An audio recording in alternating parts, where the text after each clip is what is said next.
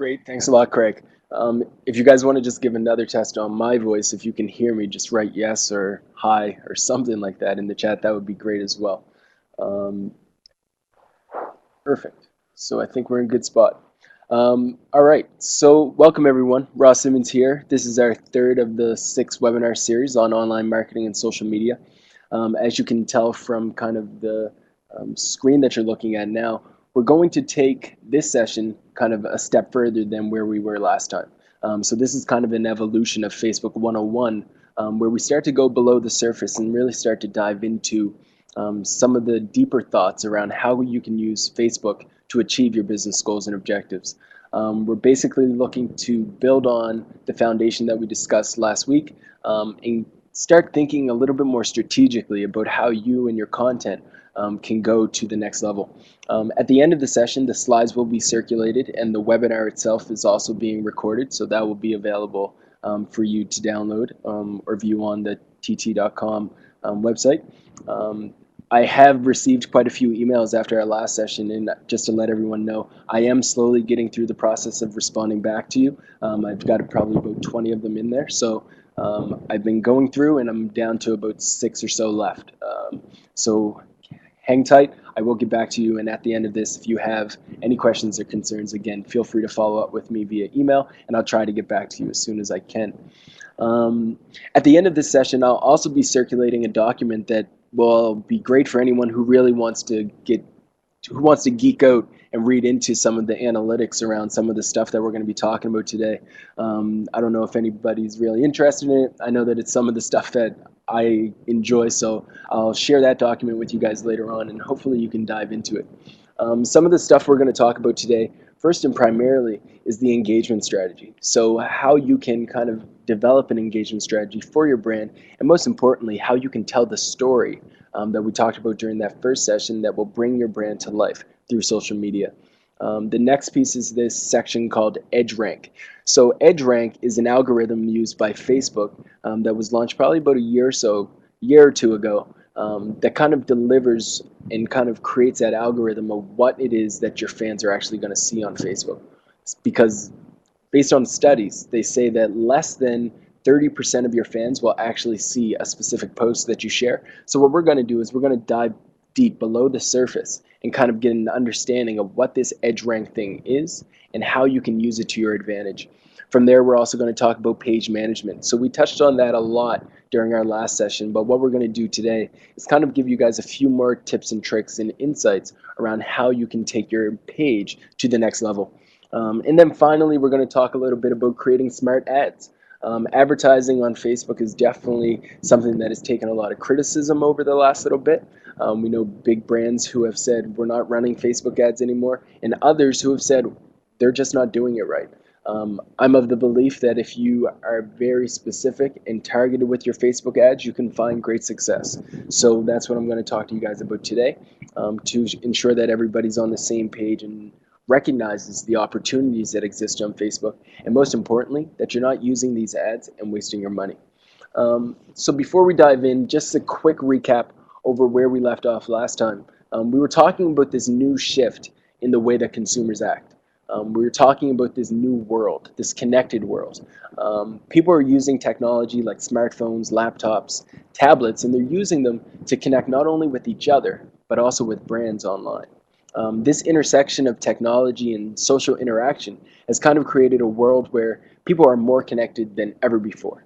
The impact of this intersection of technology and human behavior has left businesses asking, what do I do? It's not a linear pattern anymore. You don't see an advertisement and then walk into a store. You see an ad and then you see a tweet, and then you update your status and ask your friends for a recommendation. And then you scan a QR code, and then you make the decision to actually go into the store and buy something. We are living in a world where societies and technologies are evolving faster than the companies. So technology and society and people are moving extremely quick because we are being forced to. Businesses are not forced to. So for us as business owners, as marketing managers, it's a challenge. It's a challenge for us to kind of go against the grain and kind of step up and say, yes, I'm going to do this differently. I'm not going to do business as usual. And it's time for us to do that. We recognize that the way that a consumer interacts today is extremely different from how they interacted 20 years ago. And because of that, we need to push ourselves to remove ourselves from this whole concept of the good old purchasing funnel. Something that should be retired as it doesn't really speak to this new type of consumer, and focus on this. The idea that consumers are going to learn and then investigate, then they'll purchase, and then they'll interact with your brand, and then that cycle continues. Because as they start to once they purchase your brand, they're going to write a review about it. They're going to send out tweets about it. And then from there, they're going to be teaching people who are now learning. And that's how this cycle just continues. And it is a continuous cycle that happens in the landscape of Facebook, of Twitter, of all of these channels. Earlier today, one of my friends updated her Facebook status, and it just said TTT. She wanted some tea. Within an hour, somebody had posted on her status and recommended a local shop. The next 2 hours later, she showed up on Facebook with a picture of her tea, her laptop, just sitting down having a tea at the location that was recommended on Facebook. And it happened extremely quickly. And it all happened because somebody was interacting, learning, and then investigating enough to drive a purchase. So we have to be aware of this. And once we're aware of it and we embrace this more connected world, we're able to leverage things like Facebook and take ourselves and our business to the next level. Another quick stat, more than half of Facebook users return daily. This is why we're running 2 sessions solely on Facebook. It is without question the largest network in the world, and it is constantly growing. People are constantly visiting. People are constantly on Facebook. But one thing that people and marketers don't necessarily know or don't necessarily realize is that 96% of your likes will never actually visit your page.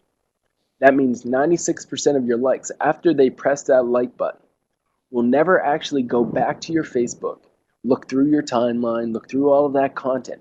96% of them will never see that. You see, reaching your Facebook fans is no easy feat, but you can increase the odds of being seen and connecting with them if you play to this concept that Facebook has launched called EdgeRank. And that's the content that shows up in their newsfeed. That's where you actually get to tell your story. That's where the majority of the content that you share gets digested.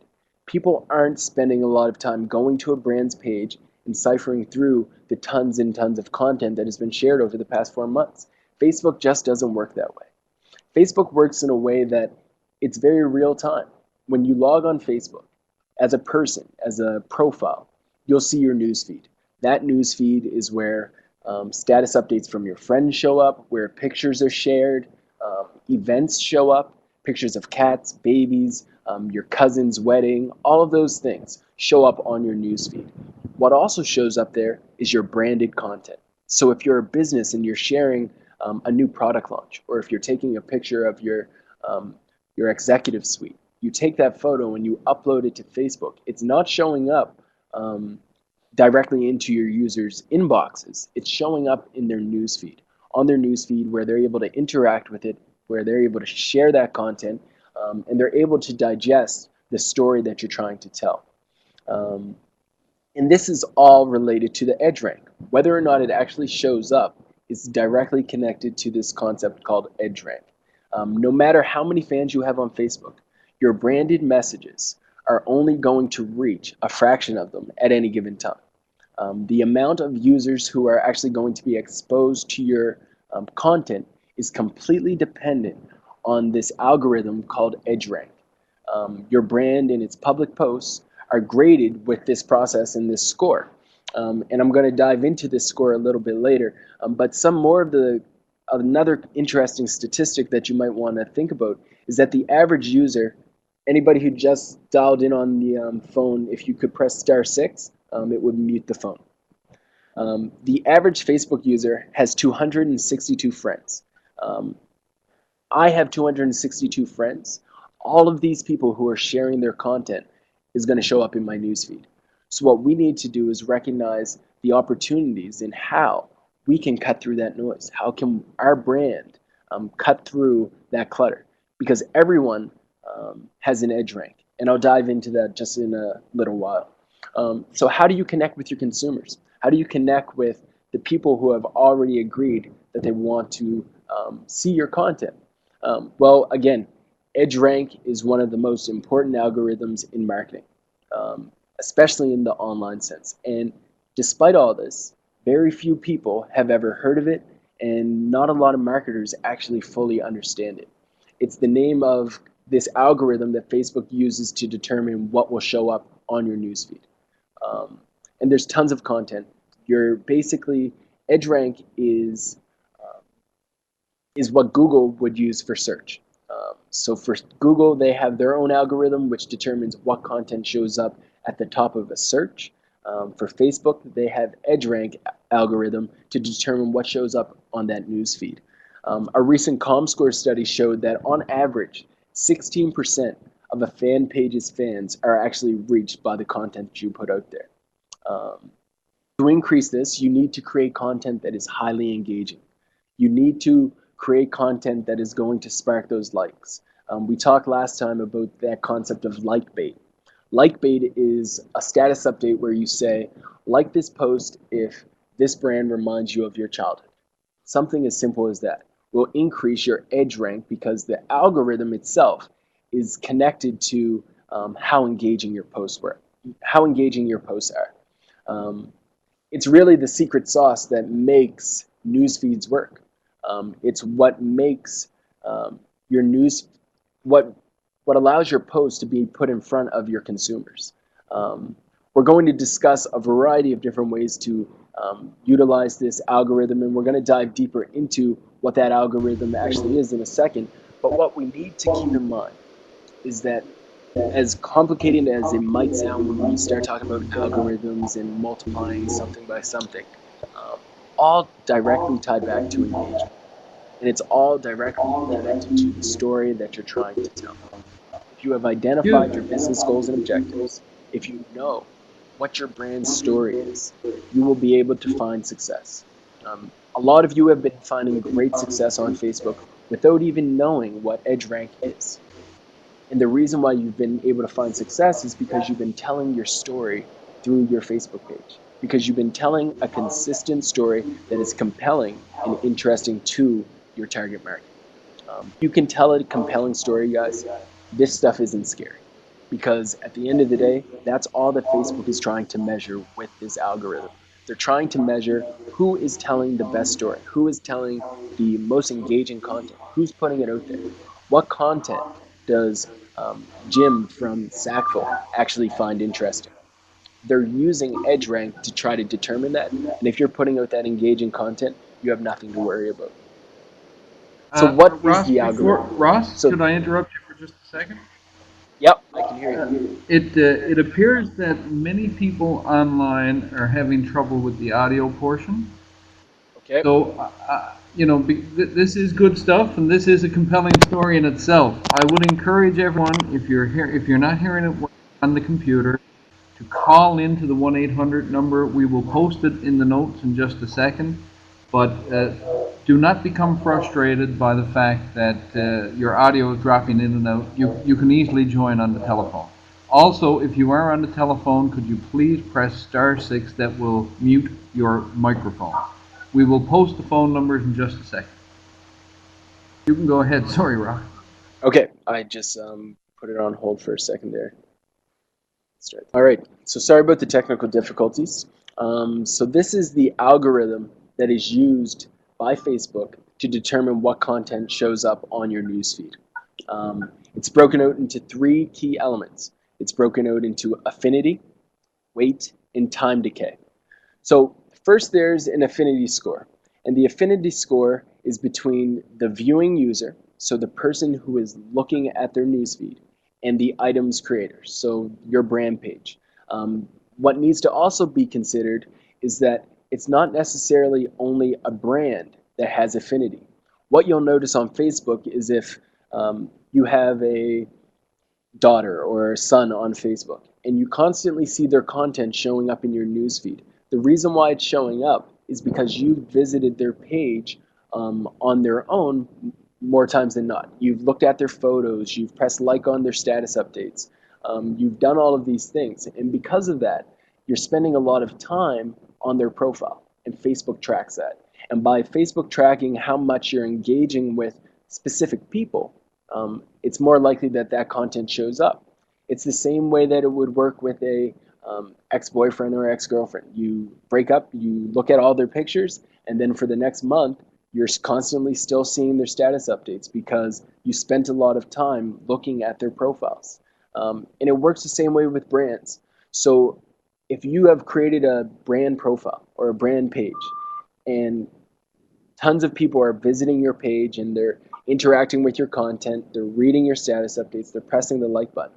If somebody is interacting with your content a lot, it means that they have affinity with your brand.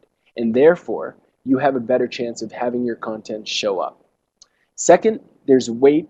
And weight is kind of the level of interaction a piece of content gets. So what that means is the type of posts that takes more time to engage with have a higher weight.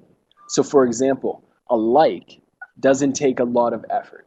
All it does is mean I press that like button and awesome, there's my effort. I just pressed a button. While in comparison, there's a comment. And if I have to comment on something, it takes up a lot of my time. So by me commenting, there's a lot of weight added to that post.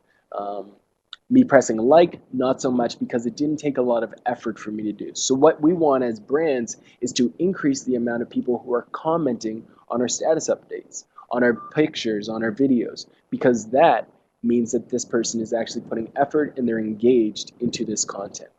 Um, the same analogy can apply to photos. Photos are more engaging, they're more interactive, they're more powerful than a simple text update. And because of that, they have more weight, which is why I always recommend be very visual with your status updates. Images are so key. You don't want to just send out a bunch of 140 character status updates. Include photos. Photos are the most engaging type of content on Facebook. And then finally, the most logical piece is time decay. Everyone knows that your status update has a lot of relevance in the moment, and then over time it kind of just disappears. Nobody, as popular as the status updates were about, I don't know, the Oscars last year, they're still not going to show up in your newsfeed because over time they have to be kind of dwindled out. And that's how it works for your brand page. You have to create content that is relevant because of this. If you can create that timely content that's right now, you'll get that instant spike, and then of course it'll dwindle off like anything else would do. So what other factors drive EdgeRank? There's a few of them that actually can definitely increase your opportunity to have a better EdgeRank. First, going viral.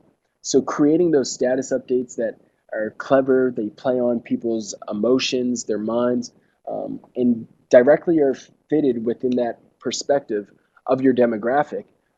If you can create that type of content that goes viral, then you're going to see a huge boost in your EdgeRank. We're going to talk about a few tips and tricks on how you can create these viral posts later today. Um, but a few other things that are very easy to do and take into consideration. Advertising to your existing fans. If you can actually run advertising on Facebook, you'll start to see great success. So that's definitely something you also want to consider. For anyone who's on the phone line, if you could just press *6, it will mute your phone. So from there, there's also so let's look at kind of the three different things here again. What you have to recognize when you're looking at this is that it's three different things that all have a very similar importance when it comes to your EdgeRank. Affinity, for example, is important for us to find out who our audience is. Who is it that we can connect with? Who is it that will find our story compelling? And who is it that will actually engage with our content? From there, you want to create content that is engaging enough to spark these people within your audience who you know are your brand ambassadors to come back to your page and start to engage with your content. From there, it's weight. We need to create posts, engaging content, pictures, videos, all of these things generate weight for your posts. And then finally, time decay. you want to create content when your fans want to engage with you. If you go into your analytics, you'll be able to track when you're finding those spikes in the amount of time that people, when you're able to find those spikes in a day, for when people are more likely to engage with your content. So if you're finding that people are engaging with your posts more in the morning than they are in the afternoon, then you know that on a regular basis, your posts are going to have to start coming in the morning rather than the afternoon. Um, so a little bit more into this EdgeRank thing. Affinity. Has a user interacted with your brand in the past? If they say yes, then you're going to have a higher EdgeRank. If they say no, your EdgeRank is going to be lower. Then we have weight. So weight depends on a lot on two different things. So it depends on your posts, your photos, your links, videos, questions, all of these different things that you would see on the left. You multiply that by the amount of impressions it receives, likes that it receives, comments, or the amount of shares that it receives. Um, I've ranked the actions from the least effective to the most effective. So if somebody simply sees one of your status updates, it doesn't have a huge impact on the weight. If somebody presses the like button, it does have a pretty decent impact. Comments are higher than likes. And then finally, shares are the most engaging and most relevant piece when it's related to your EdgeRank. So when it comes to the type of content you should be sharing, this is a study that was done by Wildfire app, and I strongly recommend anybody checking that out. Um, they found that photos were more popular and more engaging than any other type of content. Status updates followed, and then videos, and then lastly, links. Uh, I strongly recommend that you always include a visual item with your status updates. It's interesting that the second most engaging content type is a status message, and this result kind of lends to the theory that um, users are very favorable to engaging with instantaneous interactions. With a status, since it's just words, users know by the time they've finished reading it whether or not they want to interact with it or not, or whether they want to pass. With a video, you have to press play, you have to sit through 5 minutes possibly of video content. You want to focus on content that people can digest quickly, which is why photos and status updates kind of are towards the beginning of this chart. And then finally, there's time decay. Time decay is the measure of how recent a posted item was. If an item was posted an hour ago, it has a larger time decay than one that was posted 5 minutes ago. And thus, you want to ensure that the content that you're putting out there is at the times when people who have liked you are more likely to be there. Finally, if you're ever looking to kind of measure your EdgeRank and get a better understanding of where your brand currently sits, you can go to edgerankchecker.com or give it a quick search on Google. And you can do a quick search for your brand. You simply connect using Facebook, and it will tell you what your EdgeRank score is. It will show you how good your posts are, what your impressions are like. It'll really give you a deeper understanding of how well you've done so far. So I strongly recommend this out. There is a pro account as well, but that has cost. But there is a free score that you can connect to by simply going to this website. So what I want to talk about now is kind of some of the tricks of the trade. I've been using Facebook since it kind of came out. And over time, while working with brands, I've really started to find a few tips and tricks for how you can create those engaging posts, those easy wins that can really boost up your EdgeRank. So here's something specifically. A lot of people don't realize that your Facebook page has its own newsfeed. So what does that mean? Basically, your Facebook page itself can act as a user.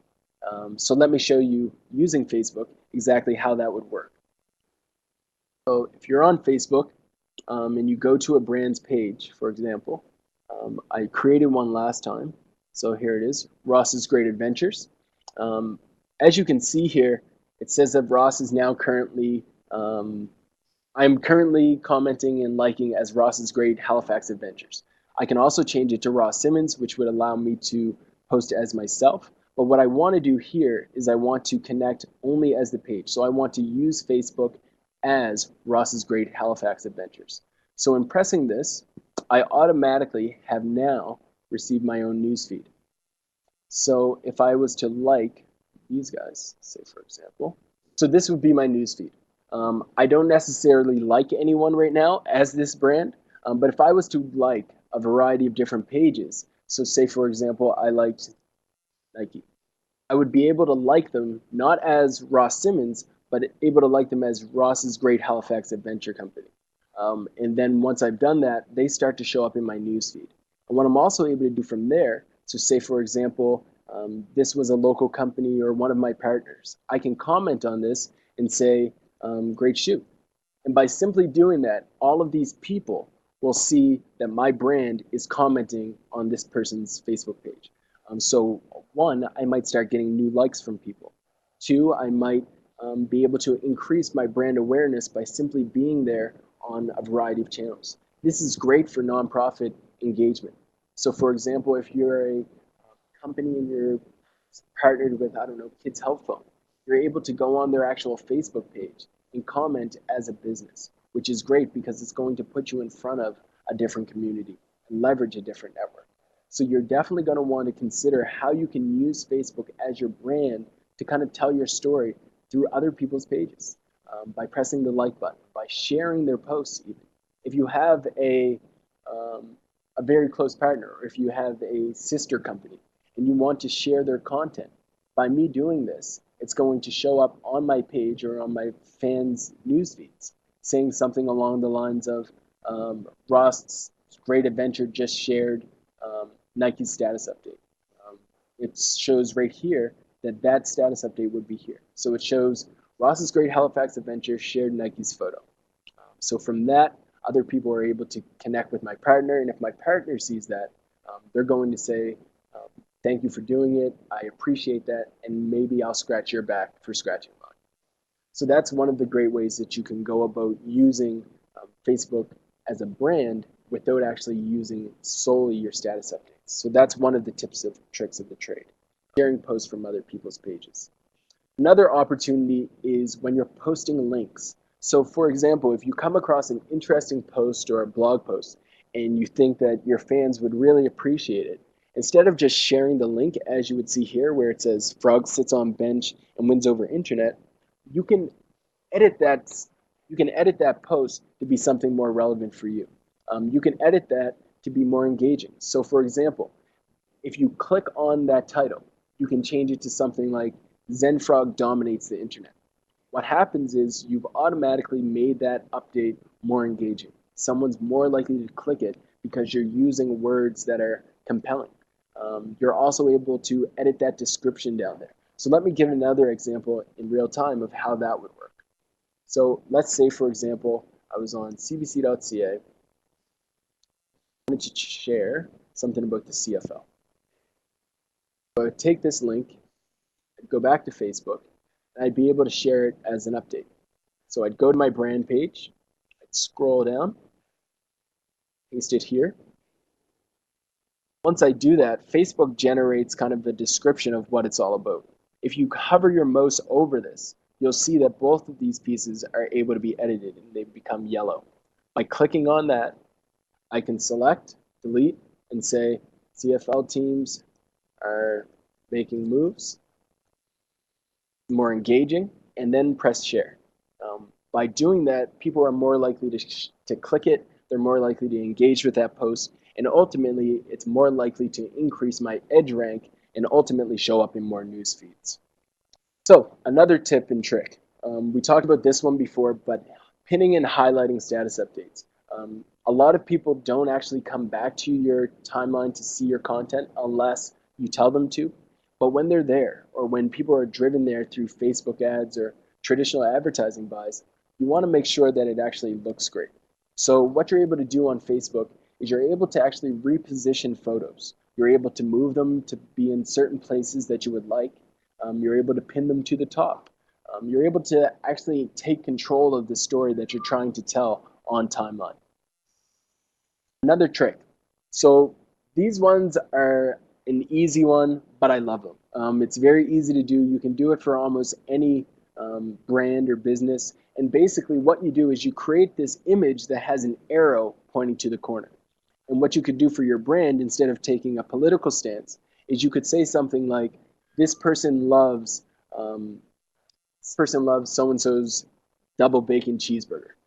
If you're a restaurant, something like that. And then once people start to share it, there will be an image that points to their photo on everyone's newsfeed. So people will start to share it simply because they want this to show up, because they want to support your brand, because they want to show that they um, are connected to you. And this is huge for your EdgeRank because every time somebody shares it, the weight is so high that all of these people who press that share button are going to be more likely to see your content over the long term. Um, this status update had 2,875 shares. You can create one as well, and you can start to see the results of thinking outside of the box and creating content that kind of hacks into the way that EdgeRank works.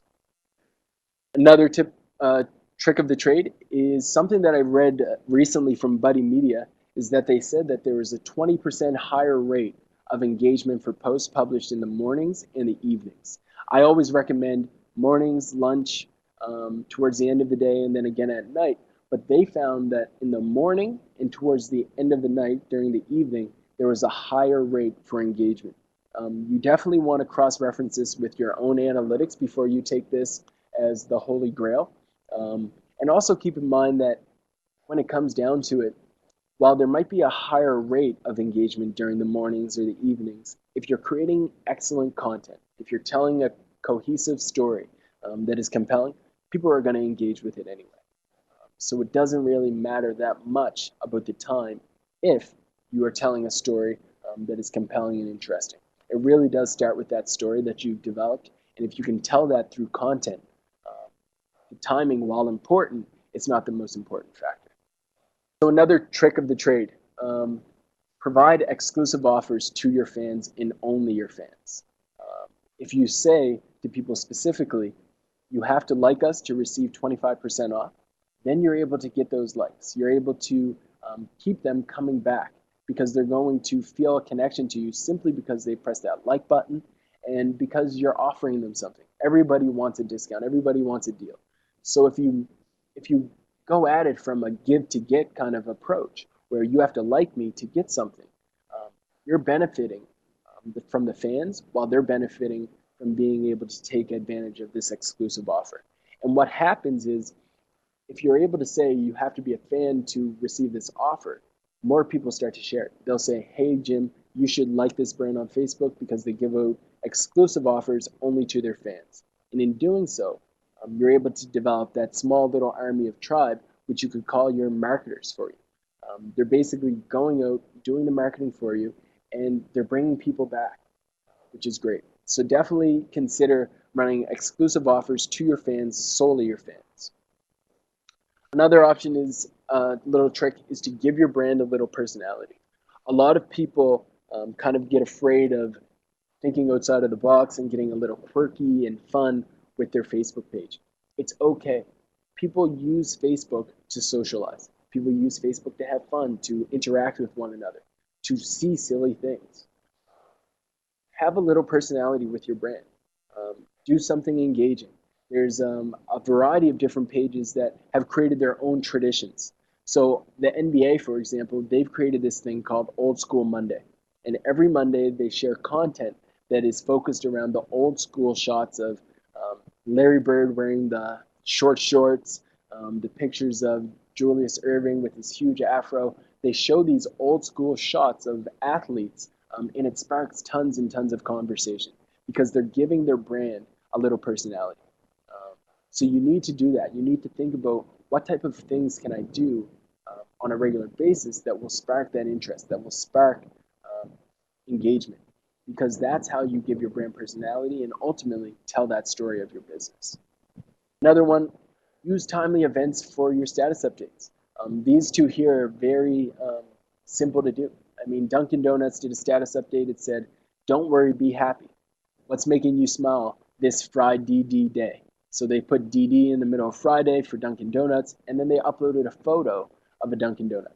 Obviously, they put that up on a Friday, which makes it relevant. And because of that, people are willing to comment. People are willing to press share.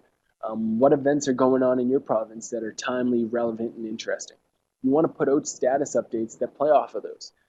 Las Vegas is a great example. When they had the scandal about Harry being in Vegas doing his thing, Las Vegas jumped all over it and they told Harry to stay calm. They also kind of threw everyone else out and said, hey, you guys broke the code. What stays in Vegas, what happens in Vegas stays in Vegas. And because of that, they were able to generate tons and tons of traction. Another example from Dunkin Donuts, they do a great job with this.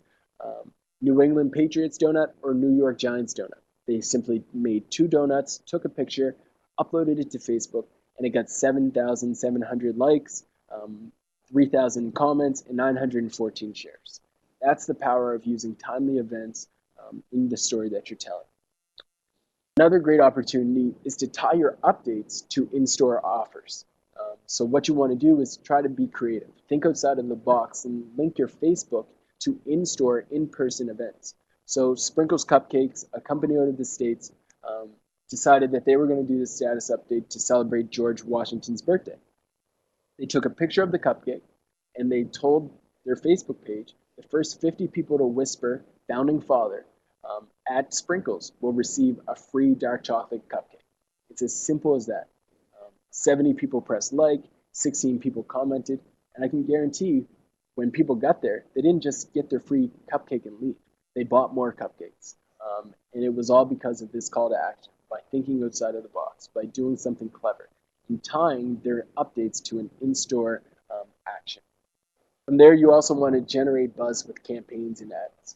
We're going to dive into advertising in just a little while, but advertising on Facebook definitely increases the edge rank that you have in comparison to other brands. One thing that you can't forget about is that in-store promotion. A lot of people ignore the fact that Facebook exists not only online, but it can also exist in person. You want to engage with people when they're in your store because that's when they're actually having that experience with you. So this meet department basically says, hey, follow us on Facebook, follow us on Twitter. They do this call to action, and then people who are walking around with their mobile device are easily able to do a quick search, press that like button, press that follow button, and connect deeper with your brand. And that's great for your business. From there, you also want to keep in mind that you want to keep your posts short. You don't want your status updates to be extremely long. This study here shows that the best posts are actually those that are below 90, I think it's 90 characters, 90 characters in 9 words. So the shorter your post, the more likely you'll receive comments. As you see, when you start to get into those essays of 233 words, people are just less likely to read them. They don't want to read all of that content. They don't want to consume that content. They don't have the time. So what we need to do is ensure that the content that we're putting out there is content that is short but also relevant. And that's how you'll find success. And that's kind of the EdgeRank algorithm and how you can hack it. That's how you can actually start to find results and leverage engaging content to bring your content to your users' news feeds. That's how you can get your photos out there. That's how you can get your links out there. You need to think outside of the box, and most importantly, keep in mind affinity, time decay, and weight. Affinity is kind of Facebook's way of measuring how much people actually like you. The weight is the relevance of the content that you're putting out there. So are you sharing photos or is it simply a status update? And then time decay is the amount of time since you last put up that status update. Now we're going to get into ads. And what ads are all about is about leveraging people's friends. I believe that an ad is only as good as the amount of people who will see the amount of likes that I got because of it. So if I'm running a campaign, I need people to press that like button so their friends can see that Ross Simmons just liked so-and-so's B&B. You need that to happen. If it doesn't happen, then you're kind of missing out on the whole purpose of Facebook. Facebook's key opportunity is in that viral network. It's of that fans impacting fans and them impacting their friends. If the average user has 200 and some friends, you need to leverage those friends. And the only way to do that is by connecting with them through compelling content. And you can use ads to tell your compelling content to a larger audience. So let me show you guys just a little bit around how advertising works on Facebook. So if you go to ads, if you type in ads at the top of your Facebook page, you'll get to this thing called ads on Facebook. Once you do that, you have to convert over to your username. Once you've done that, you have to kind of manage your actual accounts. So let's say, for example, that I wanted to start by just creating an ad. It does take a while. That's the power of technology. Um, all right. So let's find the page that I was looking to promote, Ross's Creative Ventures. So from here, I go up to the top and I can select create an ad. Once I select that, I go through the process of actually developing one. It'll take me to this thing called an ads creator. Once you're there, you're able to develop ads that are very targeted and very specific. What a lot of people don't realize is that the ads that show up on your profile are directly connected to your profile that you've developed. So me as a person, if my relationship status says engaged, I'm going to start to see a lot of advertisements for places where I should have a honeymoon. I'm going to see advertisements for photographers. I'm going to see all of this different content. What we need to do as marketers is recognize what our business is offering and who would be interested in it, and then create ads that tell that story. So ads can be promoted in two different ways. You can either promote it as a sole page itself, or you can promote pages that, well, the posts that you've actually created. So let me explain that a little bit in detail. So if I want to share a specific post, so say for your example, I want to share one of my wall photos. I can specifically select wall photos, and then that photo that I've selected will start to show up in people's news feeds and on the right-hand side of their updates, of their Facebook page. From there, you're also able to select if you want stories about their friends liking the page, or if you just want that specific post to show up. Great about Facebook ads is that you can get very targeted in the type of ads that you run and who you actually speak to. So say, for example, I wanted to create this new ad. It would show up looking like this on my user's Facebook page, but I wanted to target people based on some of the key details about them. So let's say I wanted to target someone who was 18 to, I don't know, 40, and they had an interest in basically typing outdoors. There's of 174,540 people who live in Canada who have connected themselves to outdoors pages, meaning they have listed under their interest things like hikes in the woods, camping, tents, things like that, kayaking. All of these things would have been listed in their personal profiles. What you're also able to do is you're able to find out people's family statuses. So is someone away from home? Are they away from family? Are they a baby boomer? Are they a newlywed? You can get very targeted in the type of people who you want to connect with. On target people based off of business. So are they in real estate? Are they small business owners? If you're launching a new technology product, maybe you want to target early adopters. You can get very specific with who you're talking to. One of the cool ones is events. So has their birthday in 1 week. You can actually target people and offer a deal, for example, saying solely to these people who live in apartment. Especially if you want to get very targeted, have a birthday in 1 week, you can target them, and 420 people will get connected to 18 and 40-year-olds in Dartmouth who have their birthday within a week. They're recognizing that while my target audience is very small, it is very targeted. So these people are going to be extremely more likely to click on my ad if it says something like happy birthday, come down, deal. They're going to be more likely to actually click that ad because it's relevant to them. So what we need to do is recognize those opportunities very relevant and utilize them. That's how we can start to find success on Facebook. There's a lot more in this. You can upload photos, you can promote specific posts. You really just have to get in and get messy, basically doing it. So definitely give Facebook ads a try. You don't need $8 a month. If you're another way that you can be clever with call to action. So what you're able to do is you can say things like, if you agree, like this post. The one that I saw the other day, status update. Basically, it said, like Really, when you think about your, a lot of people will be inviting you to talk for a while, not really more reach. This is what really all of it. Excuse me, Ross, before you get any further, there seems to be some real issues with the VoIP session. I'm not sure that any of the audio is being broadcast over the computer. So we're having people drop off. I am encouraging those who have access to a phone to move to the telephone. The login and phone numbers have been posted several times and again. This is really powerful stuff. People are very interested, and it seemed that the VoIP portion dropped off as quick as you were getting into the real meat stuff.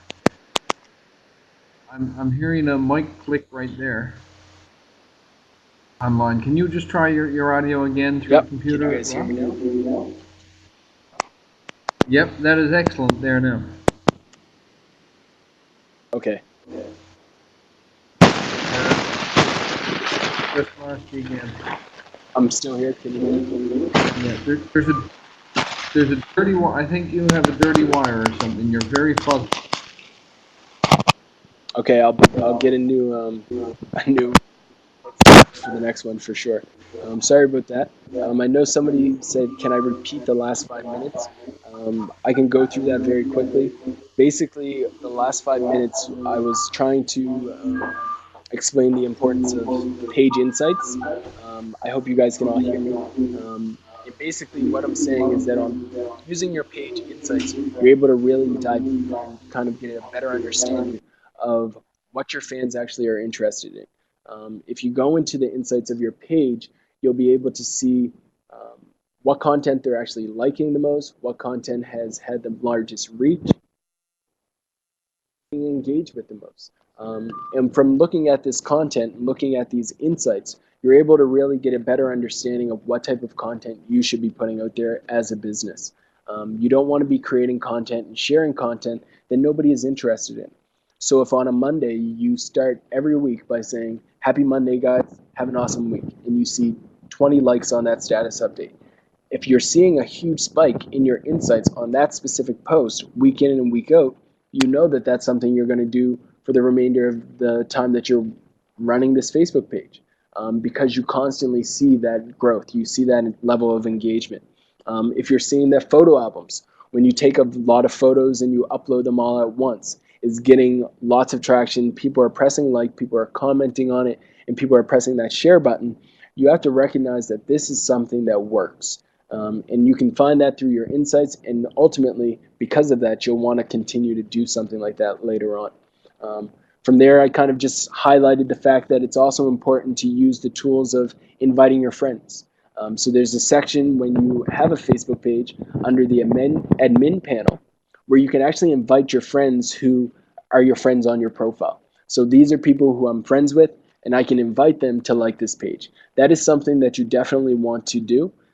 It's something that will allow you to grow your page quickly, and it's something that will allow you to kind of get you over that little lump that you might have if this is the first Facebook page you've started.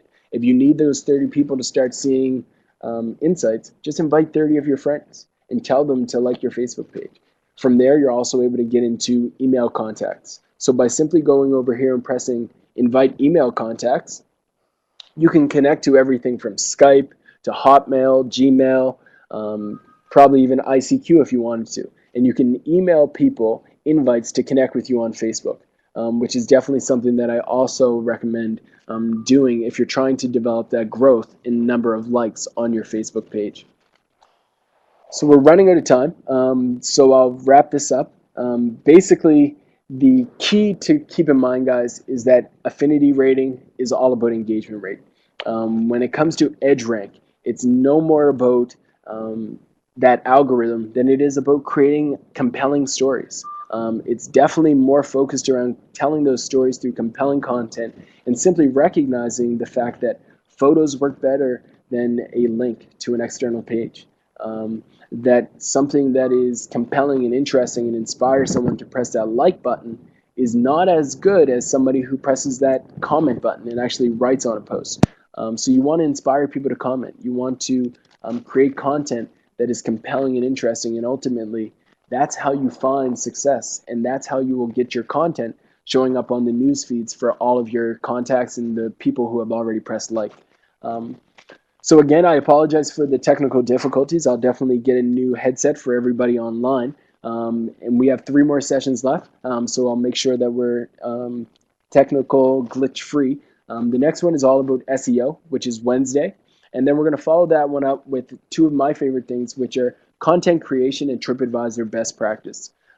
Content creation is something that takes a lot of time and a lot of effort. It's something that is very important, and it's directly connected to your ability to tell your story. TripAdvisor, again, it's a tool in the tourism industry that within Atlantic Canada is something that is underutilized. There's such a great opportunity here, and I look forward to sharing with you guys some of the key insights that I've learned around how you can use TripAdvisor to generate some positive success and ultimately revenue for your business. Again, thank you guys for listening. If you have any questions, happy to take them. And again, I apologize for any technical difficulties that anyone occurred. Wow, Ross, that was excellent, and a lot of interest. The feedback, of course, has been overwhelming. I think we'll move right into the question and answer window now for those who do have questions. Again, for those who do not have questions, and if you're leaving, consider using the phone if you found the computer frustrating. The system works best with the phone system. So again, consider that for the next webinar. Ross, do you want to take some questions out of the question and answer window? Definitely. So I've got one from Nancy Brace, Newfoundland. The option for an email is for scheduling, but this is a new feature that does not offer that. Nancy, if you could rewrite that question, I'm not quite sure what that means. One from Bruce Bishop. Invite friends disappears after a few weeks of your page being up, doesn't it? I don't believe it disappears unless your page has above, I think it's 1,000 connections or 2,000 connections. Up until then, I'm pretty sure you still have the ability to send out personal invites for your page. The new option actually will show you the faces, and then you press invite. On the old channel that you had it. Ross, there's also a couple there from Destination and from Heather, Destination Labrador, before those. So I have Gary Miles. Is there a cost for a Facebook ad? Yes, there is a cost for a Facebook ad, but you set the bid. So the cost for your Facebook ad all depends on the cost that you're willing to pay. So when you're building that ad, you have to select the amount that you actually want to allocate to cost per click. So you only pay per click or per like, and you get to determine how much you're willing to pay. So if you're only willing to pay 50 cents, then you're only willing to pay 50 cents. And then Facebook will only serve you enough like impressions and only show your ad enough times until you have to spend 50 cents. The more you spend, of course, the more reach you get, but it's directly related to the amount of cost that you spend. But don't you need a certain amount of likes on a daily basis to even see that? You don't need a certain amount of likes on a daily basis. All you need is that initial 30 people to like your page, and then you can look at your insights ongoing. They need a large enough sample size. Ross, I would suggest that maybe we could record that segment separately and make it available to everybody. Yeah, we'll do the Facebook ad piece and then make that available in a video format. We're still having issues with people on computer. You're coming in and going out. So I think everybody can look forward in the next week or so to that component coming out in the video, and you will receive a link to that. Something from Heather regarding using search box. Yes, Judy, the link will be mailed out. I'm not sure how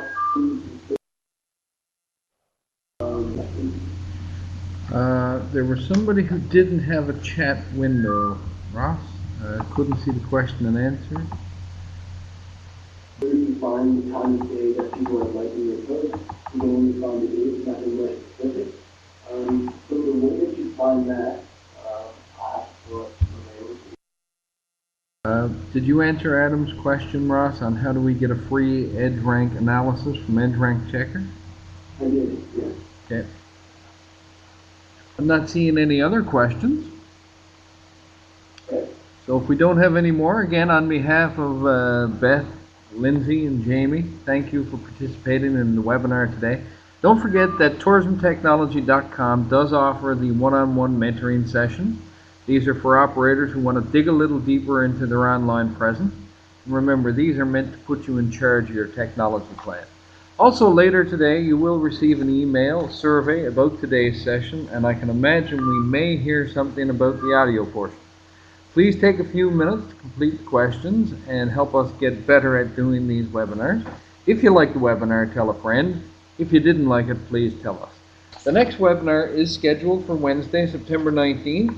The topic is search engine optimization. Again, another doozy. Thank you, everyone, for your participation in this. On behalf of our partners, the 4 Atlantic provinces, the 4 tourism industry associations, and Tourism Atlantic COA, thank you for your participation and continued support. We hope to see you on Wednesday. Goodbye, everyone. Have a good week.